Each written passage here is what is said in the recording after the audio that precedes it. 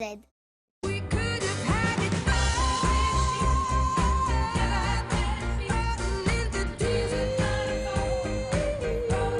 On va vous parler d'un livre qui va faire du bruit. Et de nouveau, l'industrie pharmaceutique est mise en cause.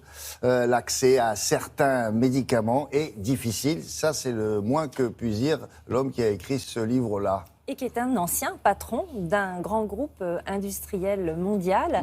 Et effectivement, l'accès à certains médicaments est difficile, notamment les nouveaux anticancéreux.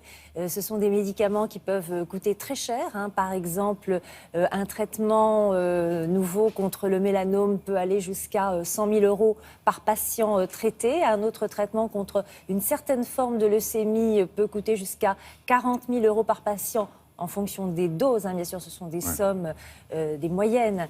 Donc évidemment, ça pose problème parce que quand on multiplie par le nombre de patients, les sommes dépensées peuvent être très, très importantes. Mais pourquoi ils sont si chers ? C'est cher parce que voilà, les arguments de l'industrie pharmaceutique, c'est de dire mais attention, nous, pour développer ces médicaments, pour faire de la recherche sur ces nouveaux anticancéreux, ça peut coûter entre 500 000 et 1 million de dollars. Les industries mettent aussi en avant le fait que les règles de sécurité au moment des essais cliniques se sont durcies, c'est-à-dire que les règles sont beaucoup plus strictes et c'est normal et c'est tant mieux, puisque quand on développe un nouveau médicament, quand on fait une étude, il faut s'assurer que le médicament est bien toléré, qu'il est efficace, enfin bref. Du coup, la vraie question qui se pose, c'est est-ce que, compte tenu du prix de ces médicaments, tous les patients qui en ont besoin peuvent les recevoir? Est-ce qu'il y a des injustices? Dans le reportage que vous allez voir, il y a un cancérologue, chef de service d'un grand hôpital parisien qui va vous parler sans langue de bois, vous allez voir sa réponse très claire, et cet ancien vice-président d'un grand groupe industriel qui lui aussi, en quelque sorte, accepte de dire la vérité sur cette question qui est assez préoccupante. On regarde.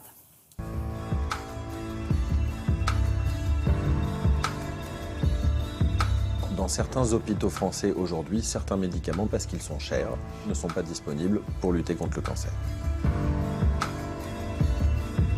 En ce qui concerne la cancérologie digestive, qui est ma spécialité, nous sommes limités pour la prescription de 2 médicaments. L'un n'est pour l'instant toujours pas accessible et l'autre doit être payé par l'hôpital, ce qui n'est pas compatible avec ses budgets. Nous devons donc sélectionner des patients pour les utiliser avec parcimonie. J'ai par exemple négocié avec la direction de mon hôpital que certains des crédits de recherche que je génère par mes publications scientifiques soient récupérés pour payer les produits pour les patients. D'autres produits, notamment dans l'hypertension par exemple, sont aujourd'hui moins chers. Mais ce sont des maladies chroniques.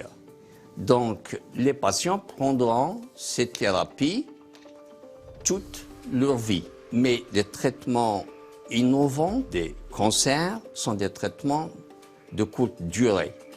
Ce sont des traitements curatifs, ce qui contribue très certainement au prix élevé de ces thérapies, puisqu'à un moment ou à un autre, il faut bien recouvrer l'investissement initial qui est de l'ordre de 500 millions à 1 milliard de dollars. C'est l'offre et la demande dont les prix sont élevés. Est-ce qu'ils sont pour autant justifiés? Je pense que là, on a dépassé un certain nombre de limites. Une des pistes pour que les médicaments anticancéreux soient moins chers et accessibles à tous les patients, c'est que nos gouvernements, comme cela se fait aux États-Unis et dans d'autres pays, forcent les industriels à développer leurs médicaments en France, à faire leurs recherches en France pour que les médecins français et les patients français y aient accès précocement, qu'on puisse mieux percevoir la valeur ajoutée du médicament et ce qui facilitera inéluctablement les discussions sur le prix et le remboursement à la fin. Pour faire baisser les prix des anticancéreux, il faut une action de la part des associations, des malades, des gouvernements. C'est l'intérêt des laboratoires de se mettre autour d'une table avec les gouvernements pour baisser les prix des anticancéreux, non pas de 10%, non pas de 20%, mais sans doute les réduire par 10%.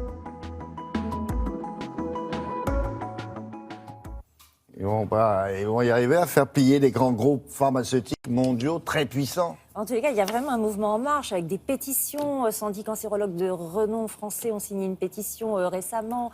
La Ligue contre le cancer a mis en ligne une pétition pour pouvoir plaider cette cause lors du prochain G7 au Japon. Et si vous voulez en savoir plus, je vous recommande le livre de Mohan Sidi Saïd, Au secours, notre santé est en péril, et c'est aux presses du Châtelet. À suivre.